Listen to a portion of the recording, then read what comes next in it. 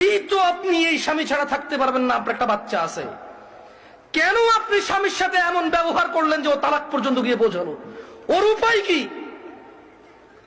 ওই বেচারার উপায় কি? ধরলামও খারাপ, ওর চেয়ে নিকৃষ্ট পুরুষ আর এই পৃথিবীতে আমি ধরে নিলাম।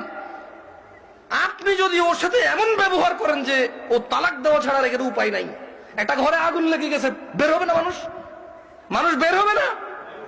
এই দরজা বন্ধ, সেই দরজা বন্ধ, সেই দরজা বন্ধ, জানালা দিয়ে হলো তো মানুষ বের হবে, বের হবে না?